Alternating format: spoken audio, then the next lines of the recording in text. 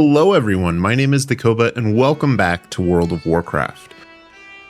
Now I've been seeing tons of videos pop up about how to make tons of gold in World of Warcraft, so today I'm going to take a look at 3 different methods that I've seen people talk about, and we're going to see how they compare and how much money we can make. Let's get into it.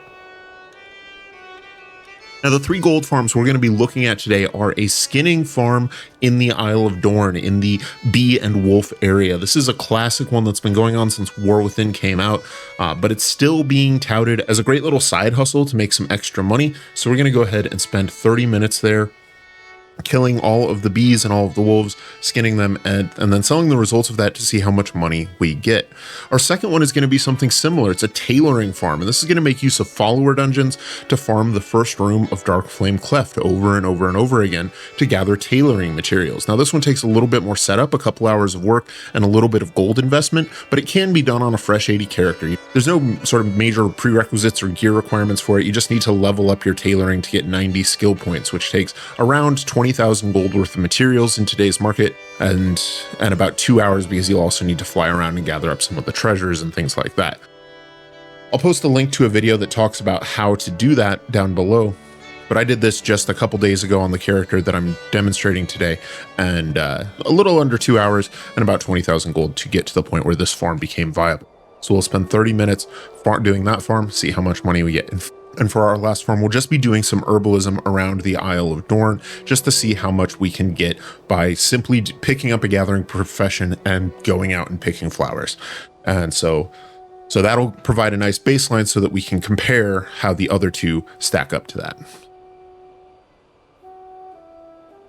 All right, now I've gone ahead and done a command here /timer 1800. That gives me a 30-minute timer, which I set up on screen there for you guys to see. And that'll just make sure that we're being honest about time. I'm speeding up the footage so that we're not sitting here all day, but the idea is simple. We run around, gather up as many of these wolves and as many of the bees as we can, kill them as quickly as possible, and skin them. Now, the character that I'm doing this on is a 713 paladin, so pretty decently geared, but not sort of the top upper crust of gear either.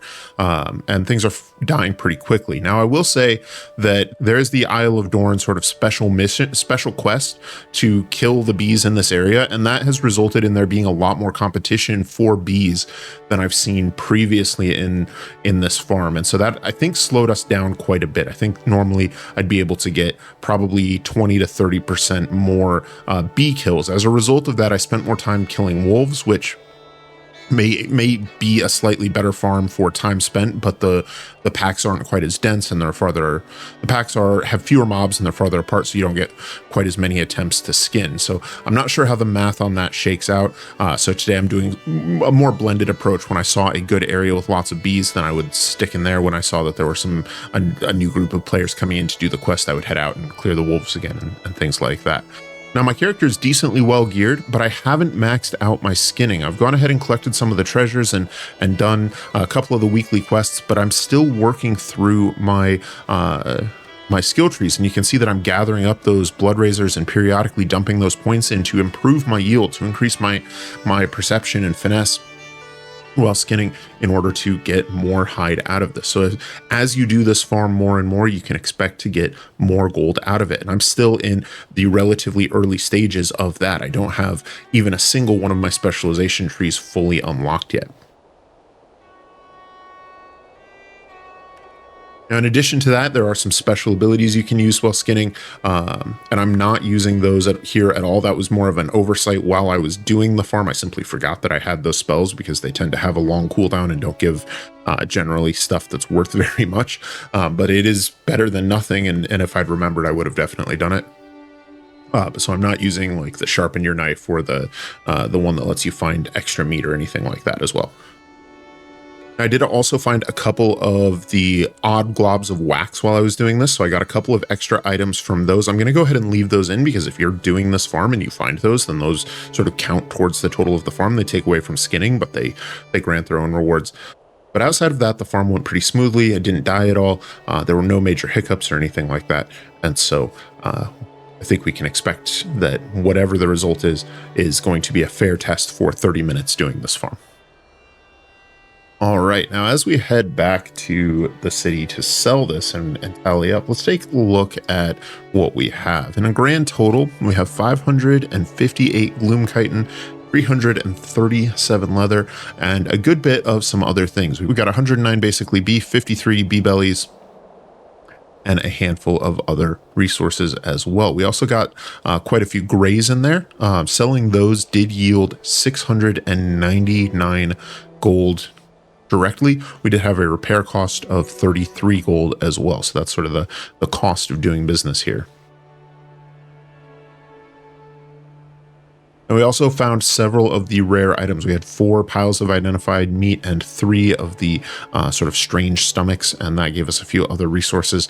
Nothing particularly valuable, although we did get around 30 points in skinning as well. So that's something that will make this farm even more efficient the next time we go back to do it. And so overall, like I said, this is something that will build and build and build. And so let's see if our... And so I'm not too unhappy with this. It's pretty interesting to do as far as grinds go. It's not that boring. It's pretty interesting to do. We also got 2 of the crystals for the rare mount for the zone. And so this is definitely something that I'm going to continue doing in my spare time as long as it holds up gold wise. So let's take a look at that. In 30 minutes of farming, we made almost exactly 9,000 gold. So about 18,000 gold an hour doing the farms near Cinderbee. You can see we've already made tons of sales there. Our Sunless Carapace. And then a lot of our Storm Charged Leather and Gloom Chitin had already sold as well. That sold straight away because these are current crafting reagents. So we're looking at somewhere in the ballpark of 18,000 gold an hour if you're sitting out there farming. That'll go up as your skill goes up. And again, I got several things that were not sort of directly valued there. We got tons and tons of skinning knowledge and artisan's acuity as a result of that. And so there is loads and loads of opportunity to make some good money there. But 18,000 gold per hour is what the take on that farm is as of October 1st, 2025.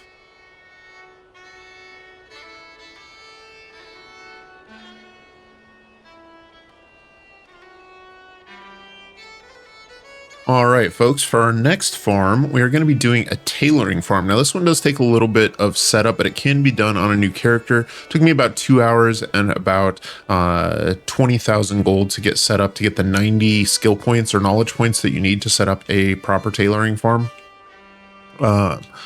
But let's go ahead and jump in and do it. Now, this uses follower dungeons. We're going to go into the dungeon finder, do a follower dungeon for Dark Flame Cleft. And the idea here is that if you have some points in tailoring, and we can take a look at those here, then in the quality fabric, you need 30 points there, and textile treasures, you need 30 points, and from dusk till dawn, you need 30 points. If you fill up all of those trees, then you can get a huge amount of cloth drops off of enemies. And so we are going to be doing this inside of the Dark Flame Cleft follower dungeon. So once again, we'll do a timer 1800, so a 30-minute timer, and let's go ahead and start the timer and find our first group. Now again, I've emptied my inventory of anything that's not related to this and fully repaired. We're starting at about 64,145 gold. And what we're gonna do is we're just gonna come in here. Here I've got my keybind set up right. And we are going to pull this entire first room. Just gonna do this by hitting each group with a chain lightning and then burning down the rank overseer. And then we're going to immediately requeue for the dungeon after looting. So we loot, we get a little bit of gold, a little bit of cloth there, and then we requeue for the dungeon. Now I have a macro that causes me to leave the group and then requeue for the same dungeon I am currently queued for. And if I'm jumping, I don't get a loading screen there. So that's the technique I'm using there. And so then we just run this on repeat. On a good day, I can hit this in about 35 seconds per run. Now there is a limit of, I believe, 50 dungeons per hour, so you can't do this for an entire hour on one character. But You can do it for about half an hour, and if you have a second character, you can alternate back and forth, and that works pretty well. All right, let's go ahead and get through this, and then we'll take a look at what we get. All right, while this is running, I do want to talk a little bit about the ideas behind the form. Again, I'll post the macro down below. It's simply 2 commands that you can type in at any point. It's not any kind of cheating or all. One of them is simply a command to leave your group, and then the second one simply opens the group finder and then queues. And so as long as you have the correct sort of settings pulled up, like you've chosen that you're looking for a follower dungeon and you've selected Dark Flame Cleft as the dungeon you want to queue for, it will queue you into that. If you have something different selected, it will queue you for whatever you have selected as well. Now, while clearing the dungeons, again, we're only doing the first room. It doesn't really make sense from a time perspective to go beyond that. There are quite a large number of humanoids in the next area, but the amount of time it takes running and then fighting them is not worth the rewards compared to simply requeuing again. Now you do want to make sure that you loot everything you kill. Periodically, you will loot something. You'll find that one of the enemies sort of ran off and died in a corner by themselves, and you want to make sure you get them, because every once in a while that person will have, 2 3-star weaver cloth bolts that are worth 50 gold a piece, and that one loot is a not insignificant amount of your yield for the dungeon. So it's worth taking the extra 5 seconds to run over and make sure you loot everything. But generally, if you loot one enemy in the center of the room, you'll get everything all at once. I am using the speedy auto loot add-on, and that is also speeding up the looting process. So that's something that I recommend. I'll again post a link to that down below, but that's available on CurseForge. And it simply speeds up the amount of time looting. Otherwise, this is a fairly straightforward grind, and today it went off more or less without a hitch. There are a couple of times where I accidentally loaded back into Dornogal because I wasn't jumping when I queued up. Jumping simply, you can't get kicked out of a dungeon while you're jumping is the mechanic there. So if you are in midair or falling when you hit that macro and are sort of removed from the group, then you won't automatically zone into Dornogal, and you can skip that loading screen and re-queue from your old instance. That's the point of jumping there.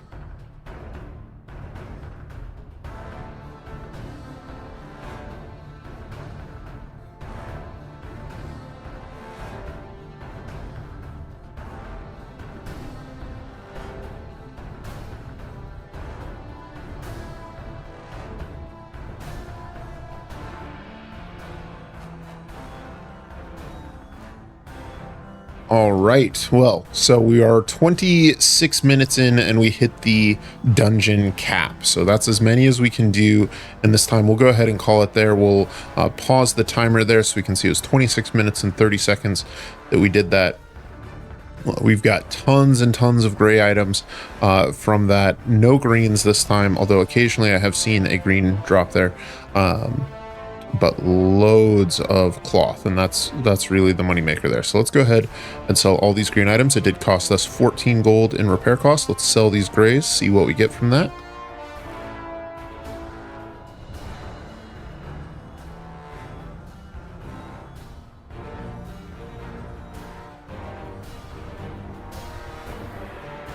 All right, that was 329 gold from the gray drops.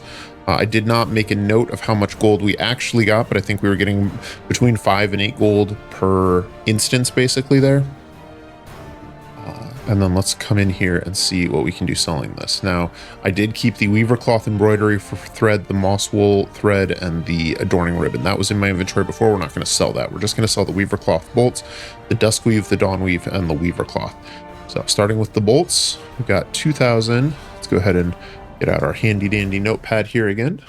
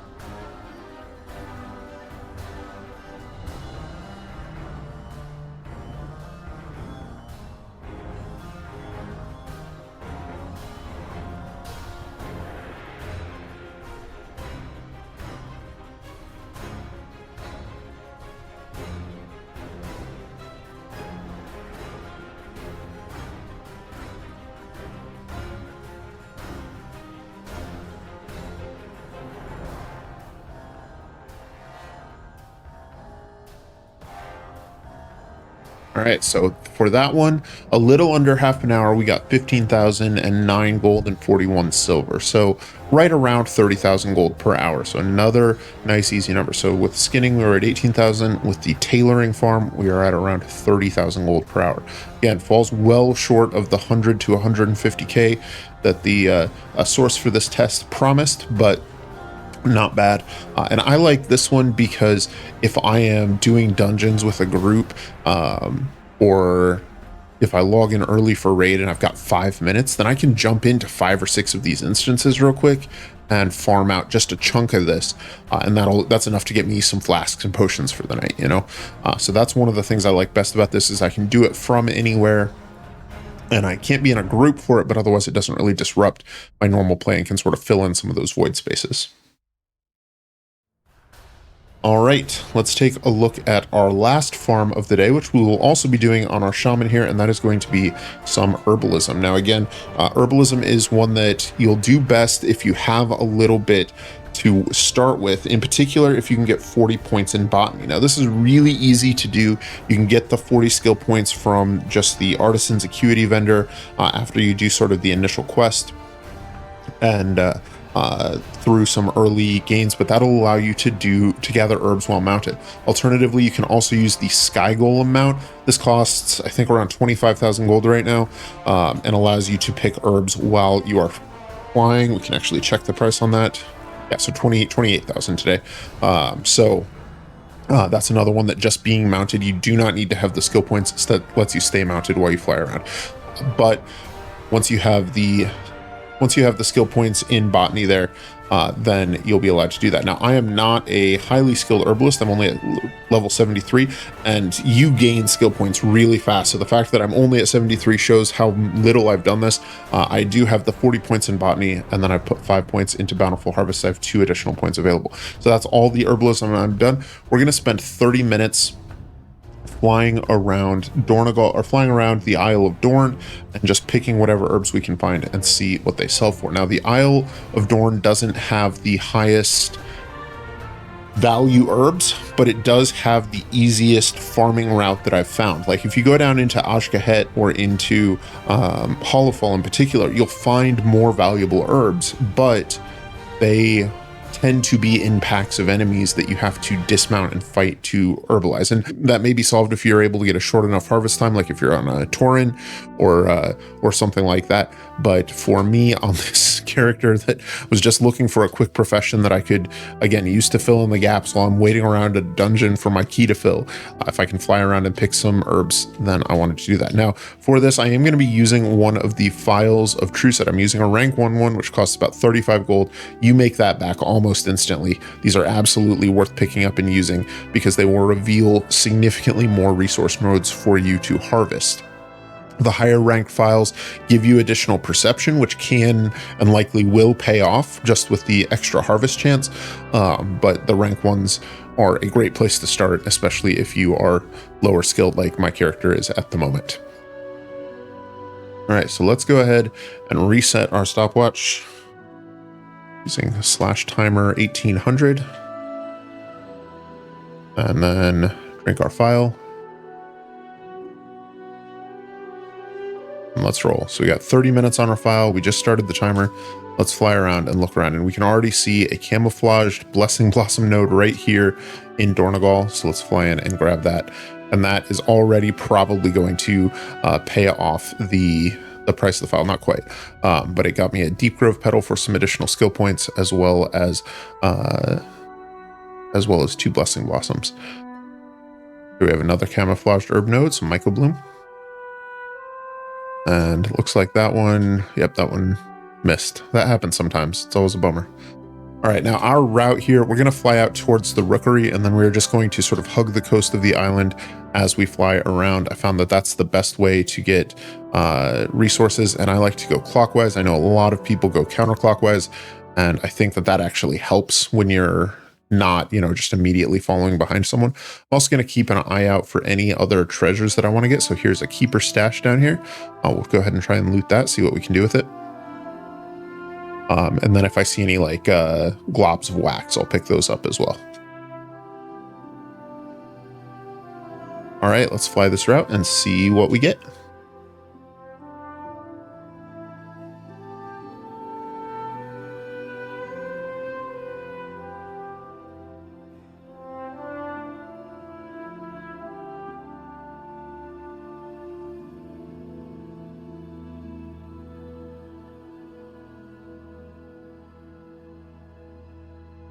All right, we're coming to an end on the herbalism test. We've got about a minute left, so we're going to start flying back towards Dornegal, continuing to go ahead and pick and harvest anything we find in that time, but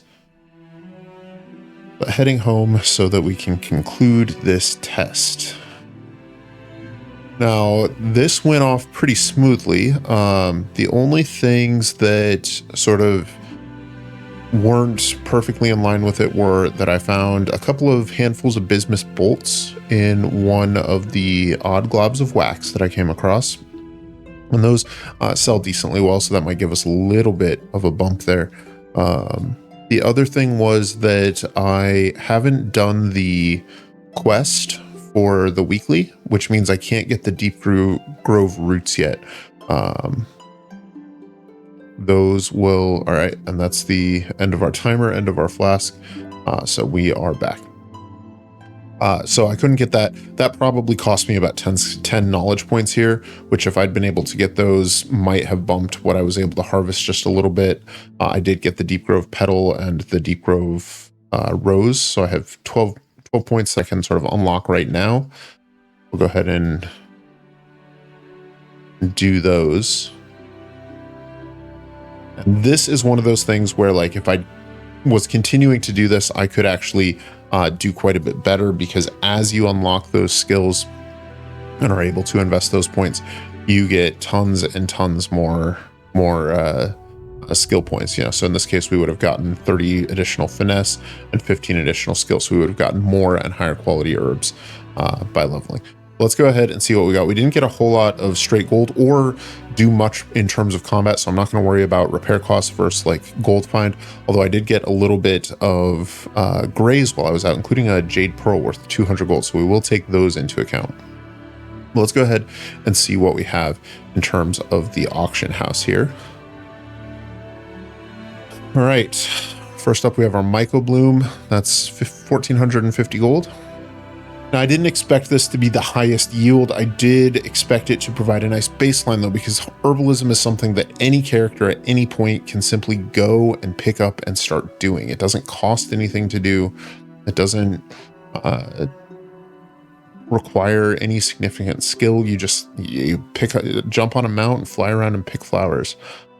So hopefully that will give us a baseline so we can see how our other farms compare to sort of what any character at any point can expect, including a leveling alt, by the way. That's something that I have done several times in this expansion, is just grab a new character at level 70, pick up herbalism, and just fly around getting all of the treasures and all of the just harvesting everything. And usually by the end of that, I've made 60, 70, 100,000 gold, depending on what point in each season it is, because at the beginning of a season you're going to make a lot more money,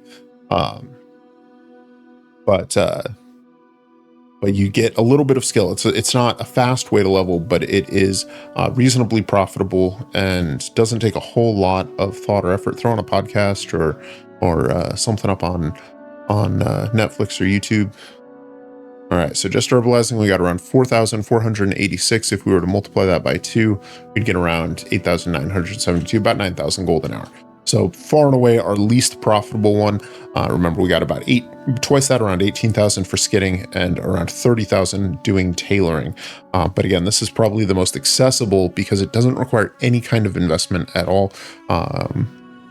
Not a bad take. And you can see we've already started to get tons and tons of sales from all kinds of stuff here. All right, well, I think that's going to do it for today. I'd like to thank you guys for spending a few minutes with me here in the World of Warcraft. I hope that this has been helpful to you. Leave a like if it has, and subscribe if you'd like to see more. I'd also love to hear down in the comments what your favorite farms are, and if there's anything you want me to test, you want me to try out, or if you think there's something that I did today that I could be doing differently or could be doing better, I'd love to hear from you. Thank you again for watching, and have an epic day. I will see you soon.